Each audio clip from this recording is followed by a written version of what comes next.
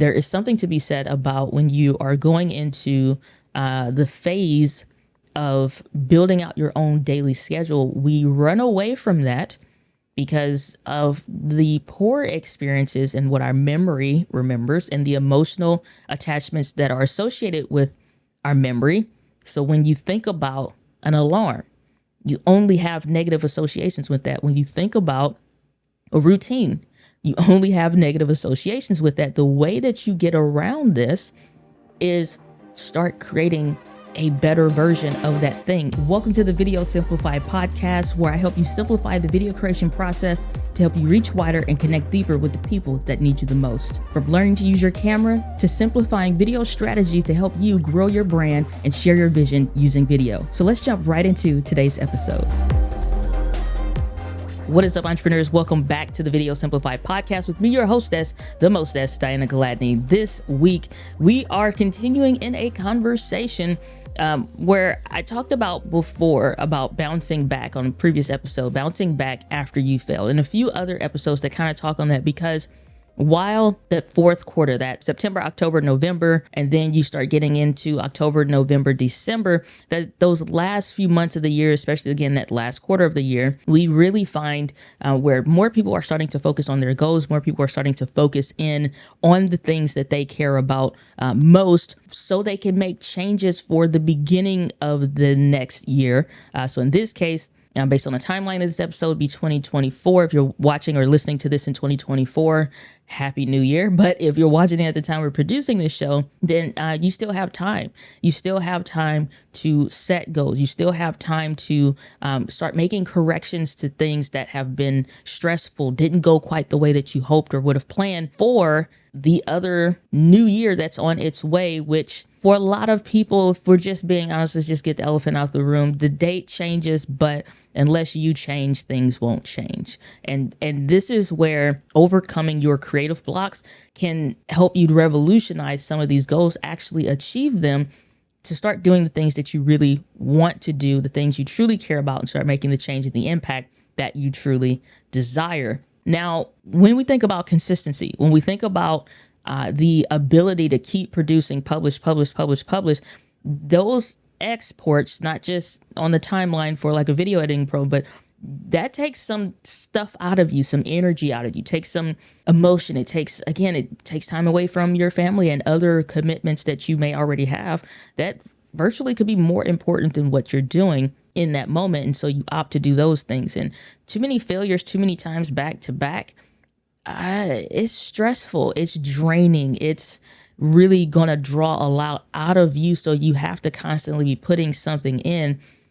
You need more inputs for the amount of outputs that you're giving, and creativity does that. But that should not be a negative. Creativity should be a double-edged sword in that it fuels you, but then you're also giving, or what have you. So it's creating a cycle, a fluid cycle of creativity that is healthy, not one that's not. I've been really journaling a lot. I'm already working on my next book, and I'm thinking about a lot of things that are around the creative process. Actually, I say my next book, but it's really my next book series that I'm focusing on. The One Right video was something that I felt like I needed to put out first. And then this next series of books that I'll be putting out won't be as dense as that one was, but I needed to cover a lot of ground for my authorship. So now I feel more free at liberty to move into some of these other topics that I want to talk about. And the mindset and the mentality that creators go through is something that I'm very passionate about, because that controls a lot of what you do. Sometimes you do have to will yourself into a better way of life, but other times you just don't have the will. That's where people get burnt out. People get exhausted. People have consistency issues. And when you really think about it, sometimes you don't have consistency issues. Sometimes you have commitment issues. They've just been masked with other symptoms of things that you really need to deal with. Sometimes you don't have creativity issues. You just really have not given yourself the energy or the grace to take a break. And it's all of these different things that surround being a content creating entrepreneur that I think are very important. So today I wanted to touch on overcoming creative blocks. So the first of that is establishing a healthy creative routine as a content creating entrepreneur. We're all busy. Everybody has something that they could be doing should be doing, or that your mind is going like you're physically doing one thing. Like imagine I'm doing this podcast right now, but I'm thinking about writing. So I'm mentally distracted. I'm not being present. With establishing a routine, a daily routine or ritual, this is something that I was just sharing this today in the vlog clip that I was posting. I'll put a link to the vlog channel and the information card in the description down below. And if you're watching, listening to this, the show notes as well, I'll put that as well. But I was thinking about the routines that we create, and sometimes the overthinking can just derail you before you even get started. Establishing a healthy routine, no matter if you work a full-time job, if you work part-time and the other half of your time is committed to being a content creating entrepreneur, or you're full-time and maybe you're still trying to find the vein of stuff of the what you're doing, but again, it's becoming more draining. You have to learn to master the mundane and create a healthy routine. This is next stuff I'm going to talk about. I think I talked about this in some of the bits because what I think I'm going to say, sometimes what I do record and sometimes what makes the cut and the edit doesn't always line up. So sometimes I'm like, I think it's in this episode. But for me, when I was talking about the episode of me quitting my job, there's a lot of emotional sacrifices, physical sacrifices, financial sacrifices that have to be made in order for you to achieve the goals that you want. And you have to learn to embrace discomfort. However, there is something to be said about when you are going into the phase of building out your own daily schedule. We run away from that because of the poor experiences and what our memory remembers and the emotional attachments that are associated with our memory.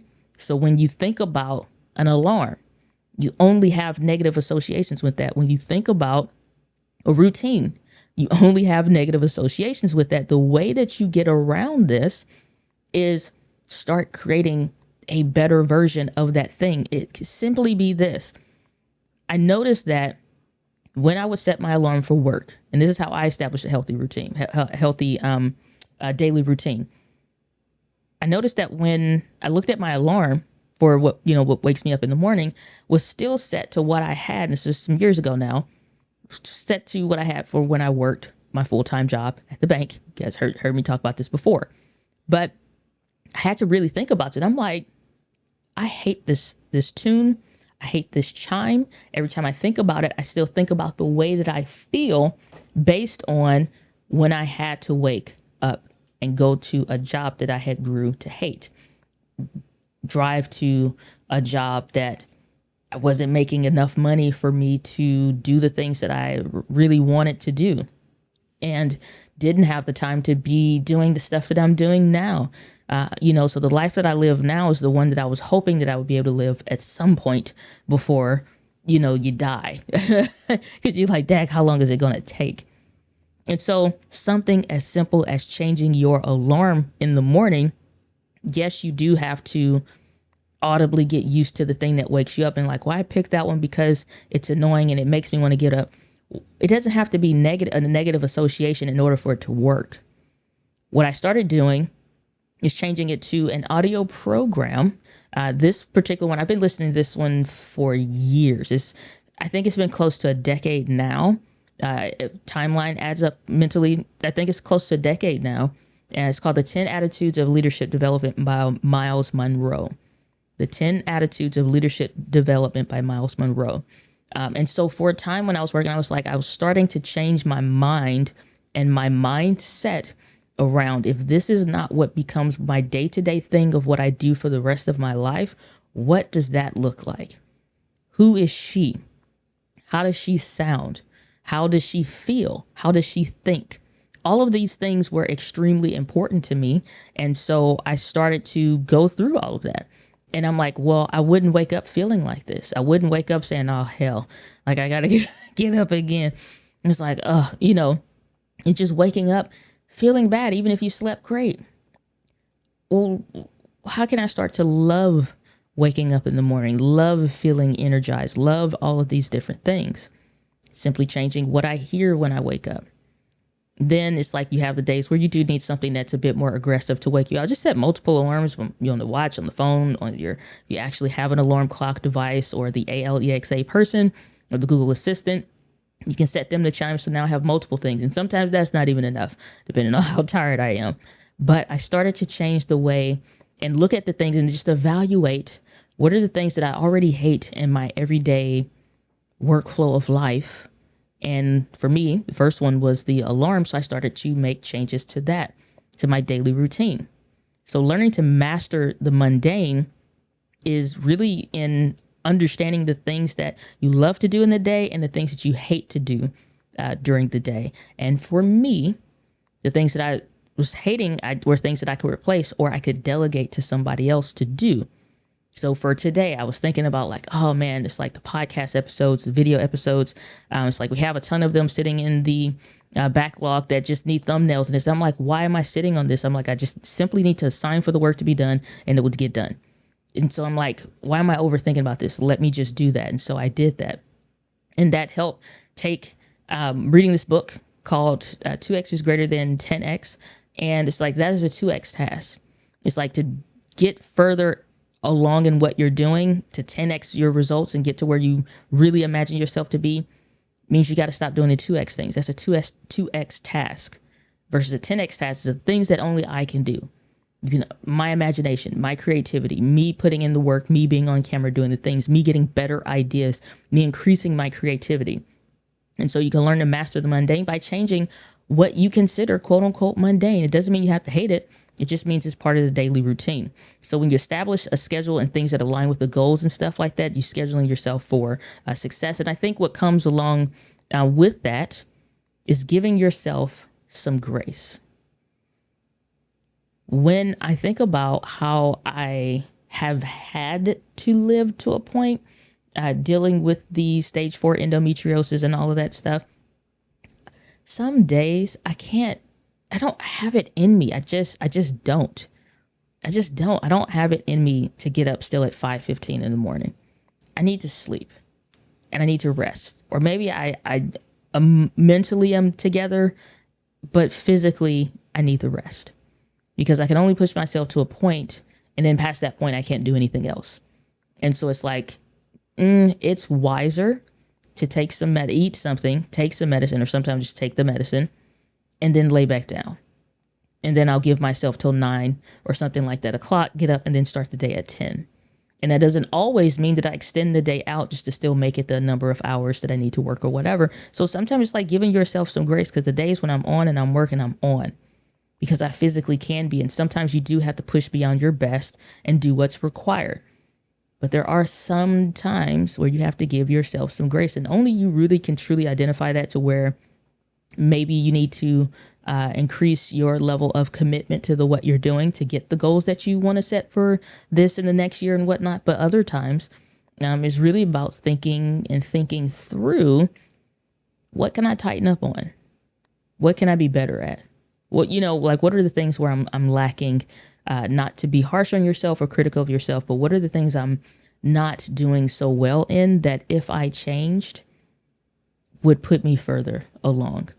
So give yourself some grace on those days where you really can't. Well, all of us have our own crosses to bear, but give yourself some grace on the days where you really can't, but also knowing where to push those limits. Like, I can do some more. I can, and pushing beyond sometimes your best and what currently has been your best. And sometimes your best has become what's comfortable, and start doing what's actually required.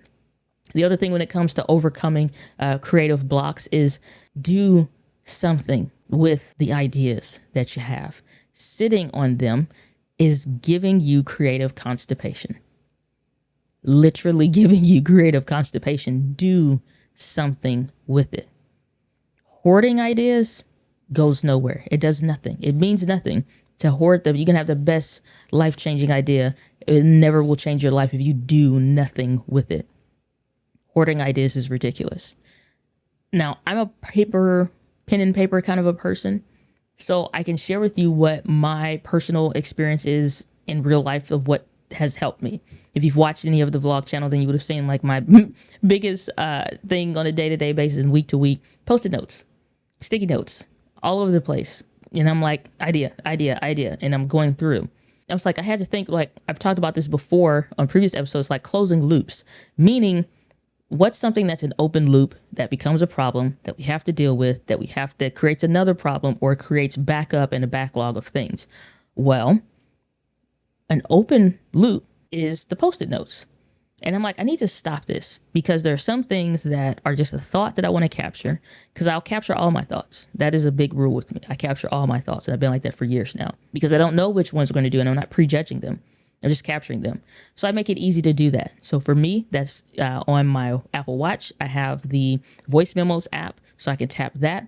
And then that auto syncs between my computer and my phone and stuff like that, so I can easily access that stuff anywhere.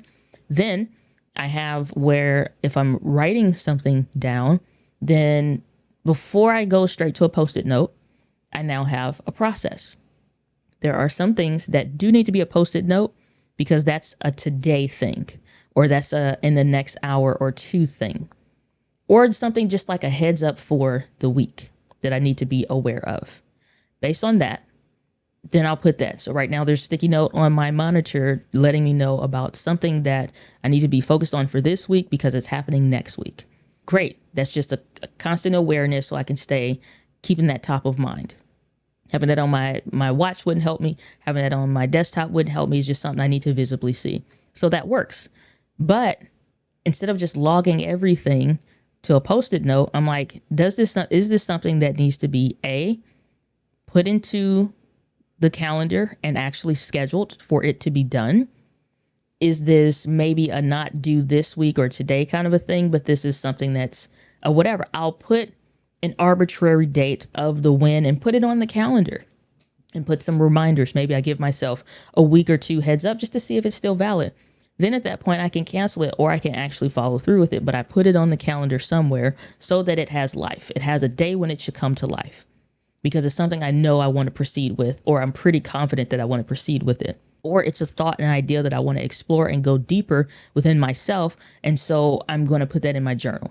And it's something I need to go through and process layers deep. And that keeps me from putting it in a Post-it note and just having a pile of Post-it notes of those things only. Now, do I still acquire them? Yes, but that's a great way for me to just close the loop. Instead of just defaulting to a Post-it note, it's like, where would this go anyway? It's either going to become something I actually do or become something I need to think more about. And I want to exhaustively think about this. And I journal my stuff out. And so I'm like, okay, so I'll write this in the journal. And when it's time for me to go through and journal for the day, that's something that's a prompt for me to go ahead and start writing and exploring more about that idea. Or I'll just stop for 5 minutes or so and write what I'm thinking in that moment. And it's like, I'll think about this some more later. And that's it. It's a couple sentences. And that becomes a Post-it note that doesn't even have to be created or whatever, because I've closed the loop. So a lot of that creative block is dealing with the creative constipation. And you can have video ideas all day. I talked about this in my book, The One Right Video. I definitely say that my best-selling book, The One Right Video, where I shared how I deal with my ideas, my creative ideas. Just to give you the quick heads up on that was I have my capture, I have my in progress, and then I have my done folder. The capture is all of the ideas that are video ideas because I'm not judging them. And I'll categorize that now because there's different stuff that we're all doing as content creating entrepreneurs. So one may be the podcast, one would be the regular YouTube channel videos, one may be different vlog ideas, one may be shorts. And so based on those different ones, then I'm like, okay, if this is a shorts idea, then I put that there. So my skits is one, I have one floating through my head now. I'm like, I catalog that idea because I'm like, I think I'm going to do this one soon or whatever. But it's just sitting there in the capture folder. There's no stress, and it's not a Post-it note kind of thing, so it's different. So that's it. It's been logged, is not versus lost, so that when I log that idea, I can always go back to it. And I'll add in some notes sometimes. So if I search, which is why I like to put this in my notes app, so when I search, that idea comes up. So I'll say, bring up the idea about such and such, or because it's not an AI thing yet, but I'll type it in, go ahead and give me the results around X, whatever the keyword phrase is around that idea. And I'll put, when I'm typing in that idea, all the things that make sense of what I would say if I first was waking up in the morning. It's like, what was that idea about such and such? I'm going to give myself all the trigger words that I would say if I wasn't thinking about it in the moment. So recently just finished the Sony ZV-E1 video settings video, tutorial video. So for that, I'm like, I'll put in like, make the video about the Sony ZV-E1. Let's say that's the title, because that's the idea that I'm logging in the moment. Remember to make that. And then I'll put best settings for creators, creator settings for setting up the camera, optimizing it for video, whatever, all the different things I might say on a given day in a moment, so I can make sure I can find it. And that's always worked for me really well. So doing something with the idea, doing something with the thought, keeps me from having creative constipation, which keeps me from having a block, because another big block that creators run into is the fact that you now have all these ideas and you don't know what to do with what. Again, I talked about all the stuff in my best-selling book, The One Right Video. Links in the description, and go to onerightvideo.com to get access to that, with the audiobook coming very soon. Now, last point here is accountability. You can overcome a creative block with accountability, sharing what your ideas are. My friend Jessica Stansberry, she recently started her vlog channel, and she shared her big, hairy, audacious goal with her channel. And that's to hurry up and run to 100,000 subscribers on her vlog channel. And I'm like, that is so dope.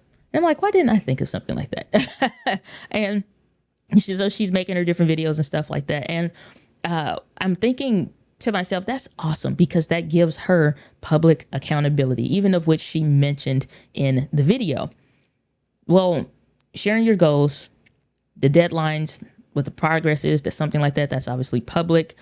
It's something that you can do to hold yourself accountable. The other thing, thankfully, me and my best friend are content creating entrepreneurs. We both have businesses. We both are in the same vein of stuff, obviously not cameras, but we do the same kind of work. So there's a lot of things that we understand and that we get, the same books, same videos, same whatevers. We understand each other's struggles, so you don't feel quote unquote alone. Maybe your best friend isn't into all that stuff, but you got to get in community with people that get what you're talking about. They understand the day you're having a bad day. You need to just go through for those 15 minutes of the day, reply to YouTube comments, and the first one you see, terrible, trash in the bag comment. And you got to deal with that.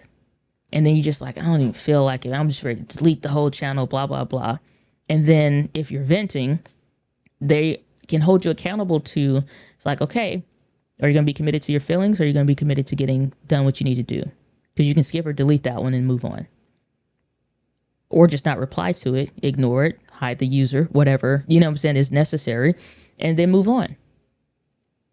Don't get stuck majoring in the minor. Don't get lost in the sauce. Having creative friends that can say stuff like that to you in those moments when you're not necessarily in a strong state of mind, but a weaker state of mind in the moment, can help. When you're going through those creative struggles, it can help. So having and sharing that public accountability is extremely important. Now, here's the other thing that, and this talks a bit about some of that public accountability. When I went to Ecamm's Creator Camp, got my mug right here. I've been using it daily since I got it. I love it. Put this up to the camera so you can see that. I love that. I was a camp counselor, and this is their first one, their first event. And you know what was really amazing was the fact that per cabin, which even you can see in the back corner there, it's our cabin thing. It's like a little foam board or what have you. I need to find some place to put that up. But we were able to spend time with all of those that were in your cabin in English, in your group, in your community. All of those people that were in your cabin and on your team, we talked to each other. We hung with each other. We ate with each other every day of this event. And we were able to spend time with each other. And so as a camp counselor, I'm thinking about how can we, just further make these relationships that we're building even deeper. And so I decided to, before I was even thinking about this stuff before we got there. And so I had created a Instagram group chat because I didn't want it to be the green versus blue bubble thing, because I thought that was ridiculous, because then it impacts how your images come through, or GIFs and memes or videos, and it's just dumb. Plus we could send all that stuff, and everybody for the most part is on Instagram. You don't have to share your public facing phone numbers or anything, or private numbers rather. Okay. Well, we did that, worked fantastically. Even other camp counselors were doing the same thing. They'd be like, Dana, what are you doing? And I'm like, well, I'm doing this with my group. And they'd be like, this is great. I'm stealing that idea. I'm like, great. If you're stealing that idea, it will only benefit the whole, right? You know what I'm saying? And so I think that's awesome. But what I found is that you start to go layers deep with the people that you're around, and nobody felt inferior or superior, you know what I'm saying, to one another. It was just like, if you didn't deal with an issue that somebody else dealt with, people would chime in and help. Now, my biggest thing is to be, and I think this was probably one of the greatest examples where I could actively put to work servant leadership. That was my whole thing about serving. So when people, Anna Hill of the Anna and Fulgens show, creative building blocks, that is on Ecamm's YouTube channel. When Anna was there, she was doing headshots. When we got to that session, it was them, Anna and Fulgens, and it was with Marshall Fox. And so it's doing headshots and stuff like that. But I'm thinking the day before, which I took all the stuff with me, I'm like, they have to take headshots so everybody can have a pro headshot. Even I took some, which I think they look amazing. I can't wait to share those. And I'm like, okay, we got a lot of people to wear glasses. Let me make sure everybody has something to clean their glasses with. So I used the Zeiss lens wipes that are disposable, slightly moistened. And so I gave those out to everybody if they wore glasses or something like that. And so I'm thinking about the things that they need, thinking about the things that they need help with. I share all those little things that I was doing because I got to have a lot of great private conversations, not just with people that were in my cabin and on my team, but the people that just knew of me, have followed my content or what have you, and had some really meaningful conversations and create some accountability on the things that should be coming next, the things that they need help with, or just encouraging and believing in their goals, their future, and their vision. And something like that, to just have that accountability, for me, it was like a one-to-one thing for some people, or it may have been a group of us sitting around in a group or whatever. And so having time to talk and share and just be real, open and honest about some of that stuff. I haven't had that at too many events. Really, it's like on one hand I could count, we're not even going to use all the fingers, for what kind of value that's really been.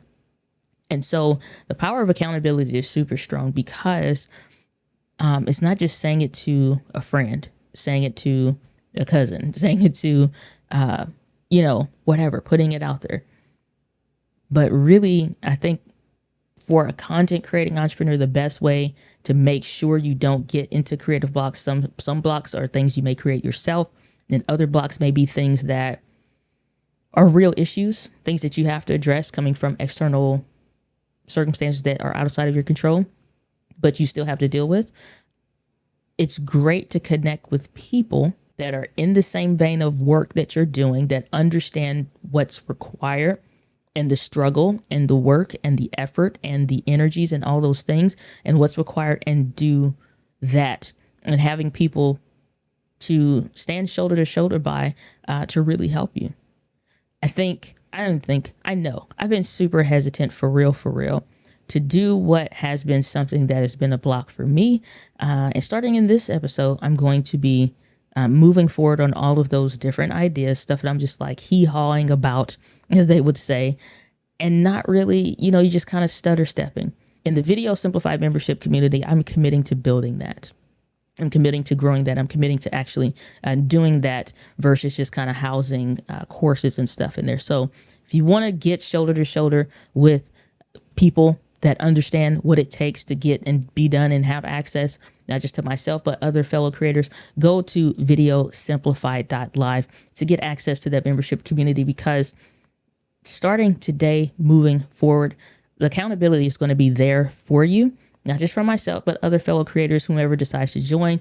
And we're going to be doing a small promotion. Links will be in the description and the show notes for that, so that you can get access to that. And if you join during this current promotion, then you'll get access to some of the existing courses and stuff that I've created that is already there for you. So if you need to dive in, you can do that. And I'll be putting my course, Building a Team course, that's already there. That will be discounted heavily because I think that's going to be a major point of freedom for a lot of people moving into 2024. And I want to make that transition as easy as possible by just covering the things that took, oh my gosh, so much money spent on figuring stuff out myself, hiring people, and just the experience of actually building a team. So I'm going to be doing that with those different promotions. And so the link to the landing page and all that will be down in the show notes. You can go to buildingateam.live if you want access to that course, or if you just want access to the membership community and our current promotion, go to videosimplified.live. When it comes to overcoming creative blocks so that you can still be consistent with the work that you're doing, I think it boils down to how committed are you really, really and truly. Not something that sounds good on paper or in public, or in a message, but to yourself, like on the inside. How much do you really believe in what you're doing? How much do you really care about what you're doing? How much do you believe in yourself and that it's possible to achieve what you say you want for real, for real? I think creative constipation is something you can definitely cure. And I think sometimes some of the creative blocks are things that are from ourselves. But more than that, I think it's something that doesn't even have to be a thing if you don't want it to be.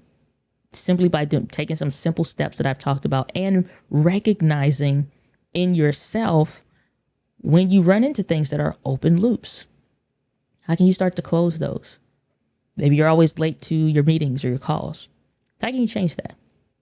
I used to have the same problem. I was like, what am I doing all the time? So I'm like, I needed a dedicated camera to stay hooked up. So that was always ready and set up. Didn't want to have to set up a tripod or take it from someplace. So that meant like getting a second tripod.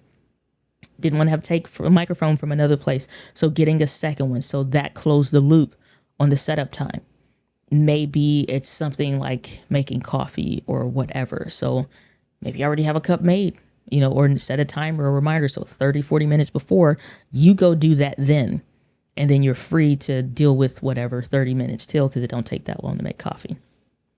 What are some other things that come up for you? And just as the week goes by, what are some open loops that you run into that you could close that start to progressively address and just kind of whittle away at sometimes the creative blocks that you have, or the things that are more of a blocker for you?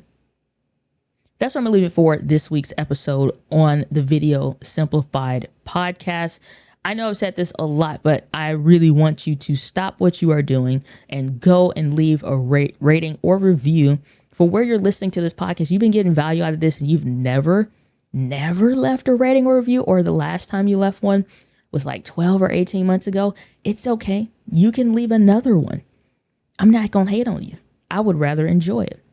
And I want to see more of those reviews on not just like the channel comments, stuff like that, but actually go to like Apple Podcasts, go into Spotify, wherever it is that you do, leave a rating and actually leave a review. If you can commit to doing that today, I would greatly, greatly appreciate it. But as I love to end all of my episodes, the winds of life blows on us all, but it is how you set your sails. With that, guys, with passion, I'll see you on the next episode of the Video Simplified podcast. Take care. Thanks for tuning into this week's episode, but the value doesn't stop there. For more in-depth trainings, courses, and growing your brand using video, join the Video Simplified community at videosimplified.live.